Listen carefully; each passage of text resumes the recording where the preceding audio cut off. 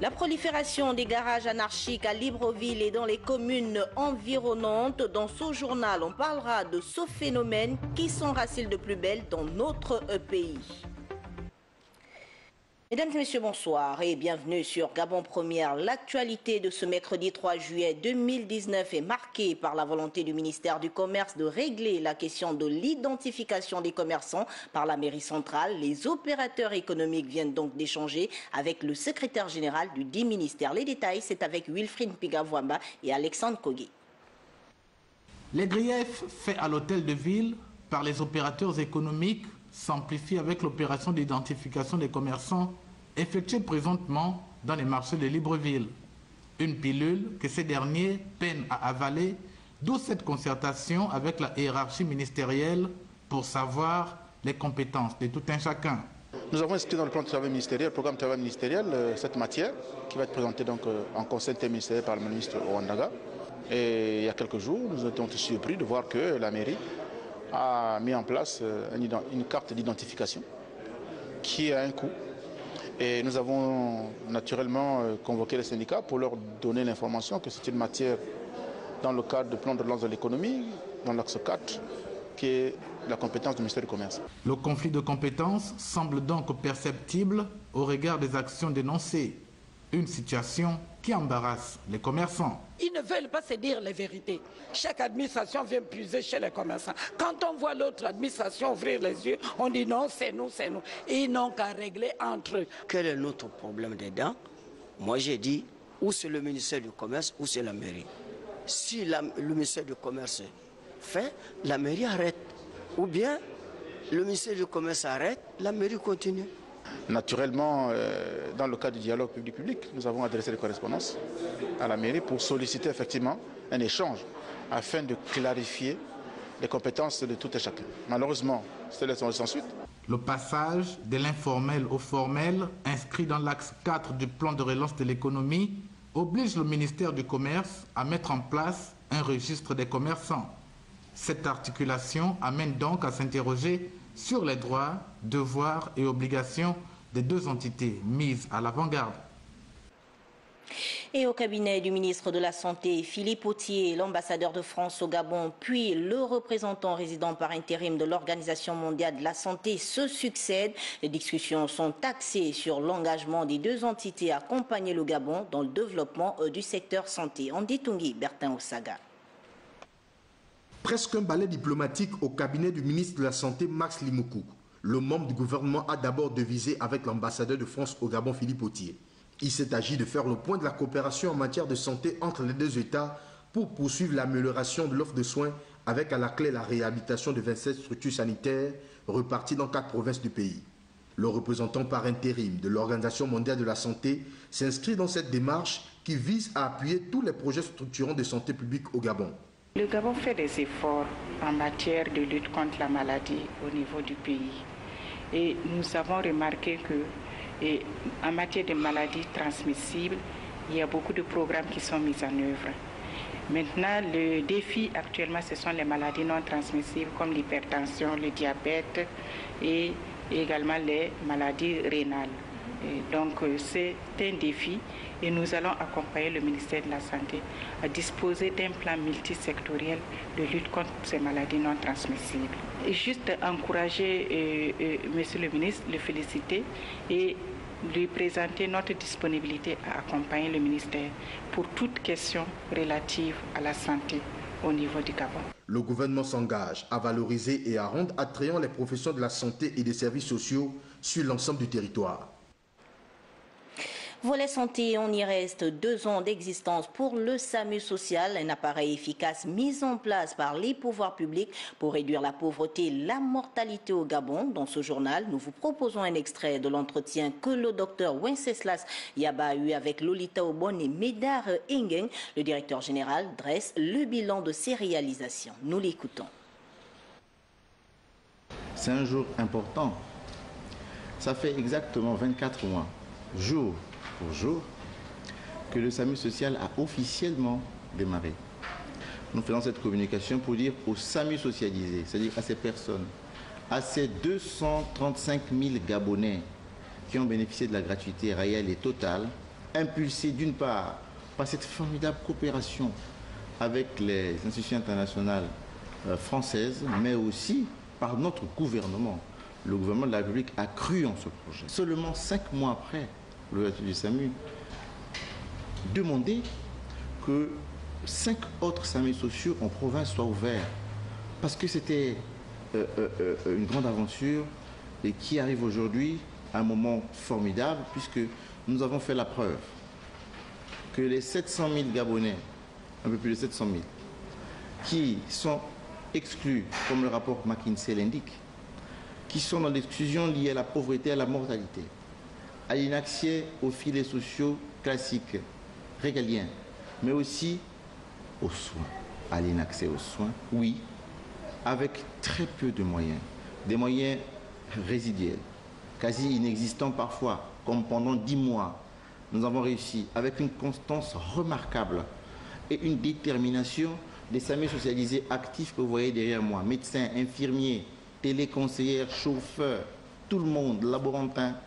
Oui, j'étais ému quand la semaine dernière, lors des journées de coordination du SAMU international et du conseil d'administration du SAMU international à Paris, j'ai demandé le reporting à mes statisticiens. Ils m'ont dit, DG, nous avons fait 30 000 personnes de plus entre le mois d'avril et maintenant.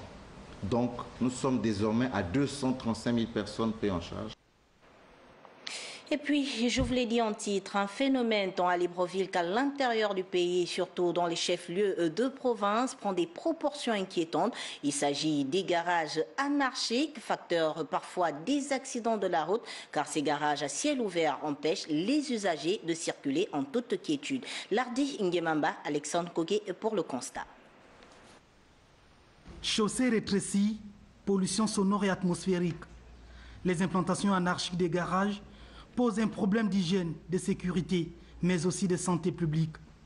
Il devient difficile, voire impossible, de circuler dans les rues et artères de la capitale Libreville sans être interpellé par ce phénomène. Si les autorités de la mairie pouvaient voir ce problème-là, hein, parce que ce n'est pas vraiment du tout normal de voir ces voitures comme ça et de lui verser au sol comme ça n'arrange pas la population en fait. Les routes sont très étroites, il y a la mauvaise circulation déjà. Et franchement, il y a vraiment l'insalubrité. Selon les garages, ce qu'on voit, il y a vraiment l'insalubrité. Les routes ne sont pas comme il le faut. Selon la ville de Libreville, comme on le cite souvent. Du 1er au 6e arrondissement, en passant par le 2e, le 3e, le 4e et le 5e, le phénomène demeure le même.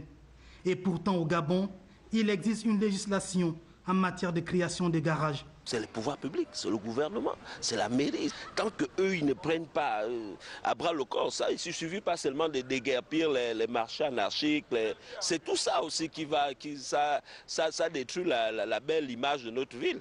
S'ils ne prennent pas à cœur cette affaire-là, ça ne va pas marcher. Qu'ils prennent à cœur, ils réglementent seulement la chose et puis les propriétaires des garages vont suivre. S'ils ne veulent pas réglementer, parce que tout simplement on leur donne un petit quelque chose, ils font avec, ça va toujours rester comme ça. Cette activité très florissante ne semble pas connaître de restrictions. Plusieurs opérateurs excellent dans l'informel, ce qui pourrait constituer des ressources additionnelles au budget de l'État. Actualité hors de Libreville, à Franceville, chef-lieu du Haut-Ogoué, les travaux d'aménagement des voiries urbaines du 2e arrondissement de cette localité vont bon train. Le gotha politique de cette province est rendu sur les lieux, histoire de s'imprégner de l'état d'avancement des dits travaux. Césarine Andem, Gérard Magnagna, envoyés spéciaux. Lancés il y a environ 6 mois, les travaux de réhabilitation des voiries urbaines avancent à grands pas dans le 2e arrondissement de la commune de Franceville. 10 voies sont traitées sur un linéaire total de 8,8 km. Un chantier confié à la société Colas Gabon avec pour maître d'œuvre l'Agence nationale des grands travaux et d'infrastructures. Nous avons, sous la coupe de la Direction générale du budget et des finances publiques et de son directeur général, M. Fabrice Anjoua Bongo Odimba, entamé des travaux de réfection des voiries sur Franceville. Sur ces 10 voies, 4 sont en cours de réalisation, 4 km sur les 8,8 km initialement prévus, ce qui correspond à un pourcentage d'environ 45 à 50%. Ces travaux d'aménagement réjouissent les populations. Ah non, avant c'était dur, c'était un calvaire, c'était trop fort. Pour passer ici, les flaques d'eau, les taxis ne venaient même plus, rien. C'est beau, très beau. C'est beau parce que rien que l'axe, les caniveaux et autres, c'est beau. Nous avons un seul pays, le Gabon. Si on ne réalise pas notre pays, ce n'est pas une personne ailleurs qui pourra le réaliser. Vous voyez déjà ce qui se passe, mais j'aimerais que ça puisse continuer encore dans les bas quartiers. Présent dans la capitale actogovéenne, le directeur de cabinet politique du président de la République, Brice Lacruche Alianga, accompagné de plusieurs membres du gouvernement et du directeur général du budget des finances publiques, Fabrice Andjoa Bongo Ondimba, par ailleurs fils de la localité, ont constaté l'état d'avancement de ce chantier. Retour à Libreville et on parle de cette assemblée générale tenue par le syndicat des professionnels de la communication et celui des professionnels de l'audiovisuel public, le SINAPAP, à la maison Georges Rahuri. En toile de fond, informer les syndiqués sur les questions liées à leur situation administrative. Lariska Laure Mamengi, Arnaud Mengue. Ordre du jour de cette assemblée générale conjointe, le compte-rendu de la rencontre entre les syndicats et le ministère de la fonction publique sur le recensement des agents de l'État qui est en gestation. La fonction publique nous a dit que tous ceux qui étaient en situation de bons de caisse retenus, des réclamations, ils ont fait à leur niveau le travail et que tous les bons de caisse se trouveraient à la solde pour les paiements et pour d'autres dans leur direction des ressources humaines.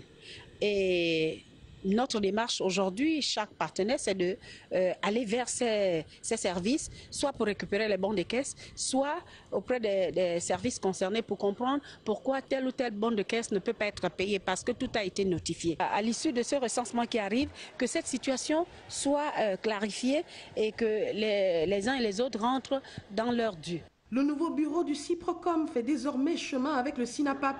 Les deux syndicats font bloc afin de mutualiser les actions, les revendications étant les mêmes. Nous avions pris part à la concertation, à l'information au niveau du ministère de la fonction publique. Est-ce qu'il était normal que le CIPROCOM vienne ici convoquer une assemblée générale avec ses membres, que 3 jours après, le SINAPAP aussi en fasse de même? Nous nous sommes dit, nous voulons grandir, nous voulons qu'on reconnaisse aux syndicats qui sont à l'audiovisuel public, là-dedans des syndicats de responsables, des syndicats matures. Au dire du président du CIPROCOM, l'heure est au rassemblement. Il est temps de faire taire les égos qui ont déjà beaucoup coûté à la corporation, notamment aux agents de Gabon Télévision et Radio Gabon. Les attentes des syndiqués sont nombreuses. Il faut fixer le cap. Et puis, un nouveau plan de numérotation téléphonique était envisagé dans notre pays dès le 12 juillet prochain.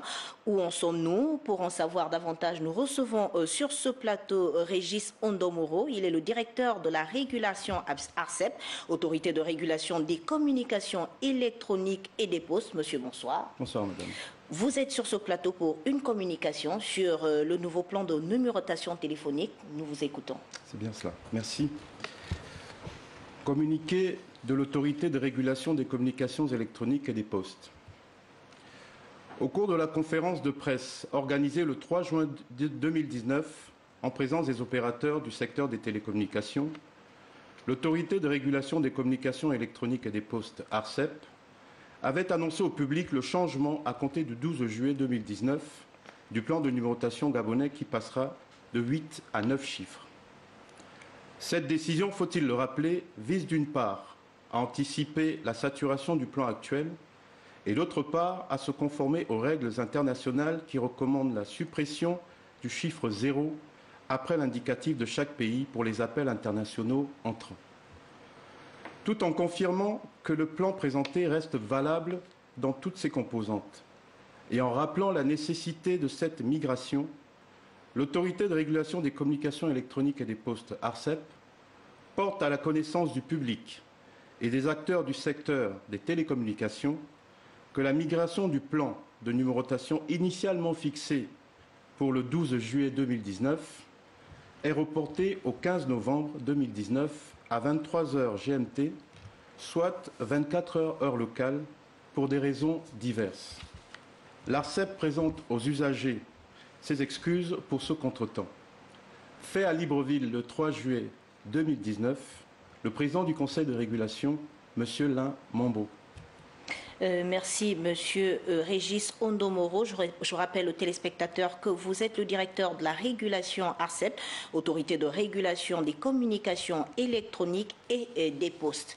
D'une communication à une autre, on en vient à celle-ci. Dans le cadre des préparatifs du 17 août 2019, une répétition grandeur nature aura lieu ce samedi 6 juillet 2019 à partir de 5h jusqu'à 10h au boulevard du bord de mer. À cet effet, la circulation sera interrompue aux heures sus-indiquées à partir des feux tricolores du ministère des Affaires étrangères jusqu'à l'immeuble Rénovation.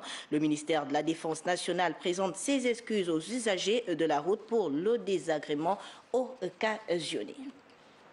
Dans votre 20h, on parle également de ce premier vernissage des œuvres de l'esprit organisé par l'ONG Moleskine et Mukasa. 25 artistes pluridisciplinaires prennent part à ces travaux qui ont vu la présence du directeur général de l'Office national de développement du sport, Claude Kabougila, Gérard Magnagna. La pensée créative est le leitmotiv de cette formation offerte à 25 jeunes artistes pluridisciplinaires issus d'horizons divers. Un atelier organisé par Moleskine, une ONG russe en collaboration avec Mukasa, son partenaire local. Une initiative indispensable pour les jeunes. Il y a des outils qu'on ne nous offre pas. Aujourd'hui, l'outil en fait, pour cet atelier, c'est l'outil de la créativité, de la pensée. Peu importe aujourd'hui quel secteur d'activité dans lequel on appartient, tout le monde a la créativité en soi. Et comment en fait avoir une pensée créative au sein de son environnement. L'atelier de formation Artwork, avec pour thème « Où est le Sud ?», a été une expérience marquante pour les participants. On a travaillé là-dessus et on s'est posé la première des questions, c'était de savoir est-ce que pour trouver le Sud, en réalité, il ne fallait pas perdre le Nord. Donc bien sûr, on a eu à déconstruire toutes les idées reçues de la société, on a eu à défaire tout le standard idéologique que l'on nous fait souvent penser pour essayer de trouver la direction qui se trouve à l'intérieur de nous. La cofondatrice de Moleskine explique ici la mission de l'ONG. Notre mission, en fait, c'est l'éducation pas conventionnelle. Artwork, c'est pas un atelier artistique, on n'enseigne pas des techniques artistiques. C'est vraiment un atelier qui a comme but de développer le pensée critique et de poser des questions. Objectif atteint au regard de ce vernissage qui a réuni du monde au Musée national et rehaussé par la présence des amoureux de l'art, dont Joanine Gomo-Obion, directeur général de l'Office national de développement du sport et de la culture. Kumba et Mayombo sont rentrés au Gabon. Ce sont deux primates nés en Europe qui ont regagné la forêt africaine la semaine dernière. Elles vivent Milenji et Cédric Zeno nous relatent les conditions de leur transfert dans ce reportage. Ces deux gorilles dénommés Kumba et Mayombe, âgés respectivement de 9 et 12 ans, sont nés en captivité en France dans le parc animalier du zoo de Beauval. Ils vont vivre en semi-captivité parce qu'ils sont aidés quand même par les vétérinaires en matière d'alimentation. Et pendant ces 6 mois, ils vont pouvoir s'adapter, avoir des réflexes de survie personnelle pour enfin les remettre en milieu naturel avec les autres gorilles où ils vont vivre leur vie adaptée au milieu naturel. Transférés le 24 juin 2019 à Libreville dans le strict respect des règles de l'art contenues dans les conventions internationales, ces primates ont rejoint dès le 25 juin l'île du parc national des plateaux Batéké où ils séjourneront 6 mois durant dans une liberté partielle. L'expérience qu'on a, on a l'expertise. Voilà pourquoi le Gabon a été choisi par la Fondation Aspinal pour continuer ce programme. Mais ils sont en bonne santé. Comme vous le savez, ils étaient quand même au zoo de Beauval. C'est un zoo qui est réputé, avec des vétérinaires pour pouvoir traiter les animaux au quotidien. Transporter les animaux et surtout importer les animaux, il y a des grandes démarches qu'il faut faire, des démarches qui sont super sophistiquées en matière de santé, mais aussi en matière de conventions internationales, parce que le Gabon, comme la France, nous avons signé la Convention de Washington. Après une alimentation assistée aux fruits tels les raisins, les pommes, les oranges et bien d'autres fruits européens, Kumba et Mayombe désormais à la nouvelle école pour un nouvel environnement où il est question d'aiguiser leur instinct en vue de reconnaître le fruit ou la racine du bien et celui du mal dans l'immense forêt équatoriale. Et on ouvre la page politique de ce journal avec la poursuite de la tournée interprovinciale du secrétaire général du Parti démocratique gabonais, Eric Dodo Bungenza, dans la province de Langounié. Ce soir, nous revenons sur les étapes de Lebamba et Mimongo. Charles Obamondo, Thierry Aldo Mandaka, envoyé spéciaux. De l'enthousiasme et de la détermination.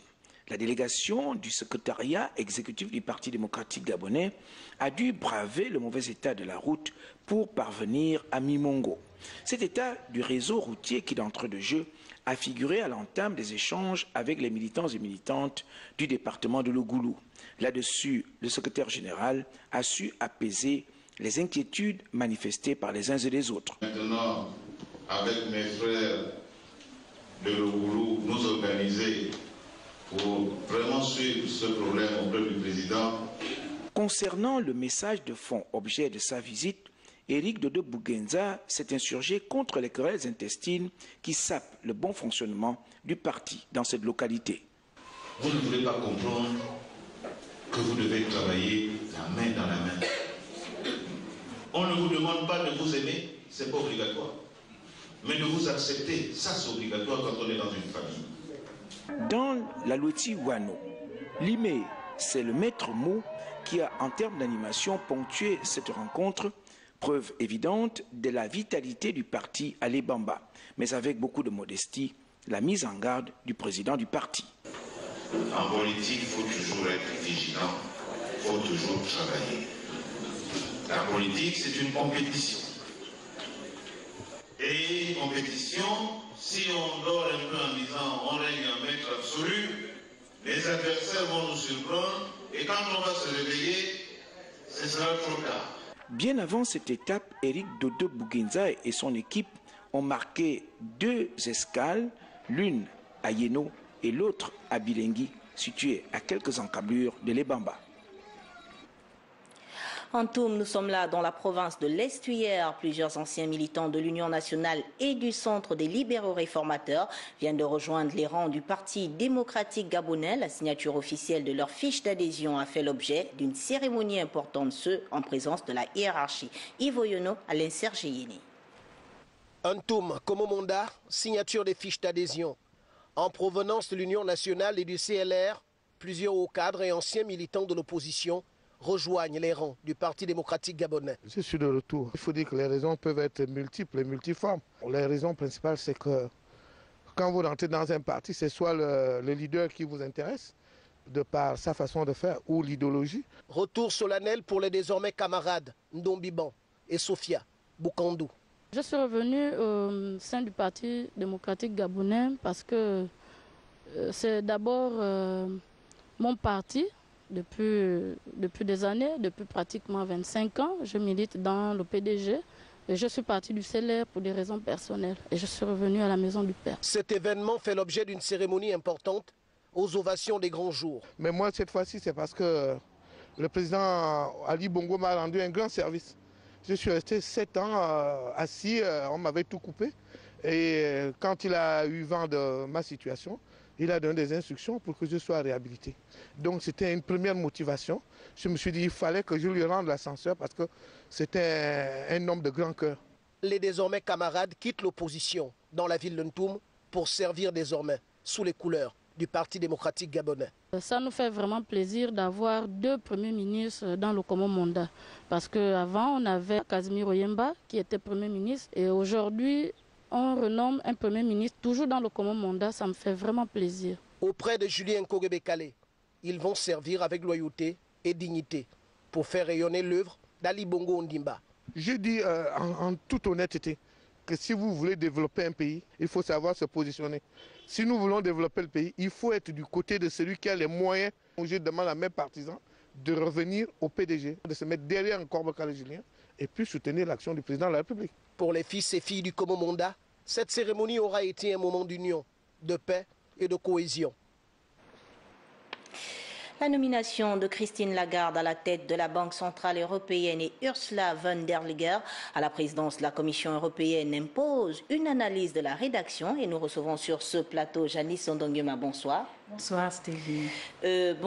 Qui sont tout d'abord ces femmes?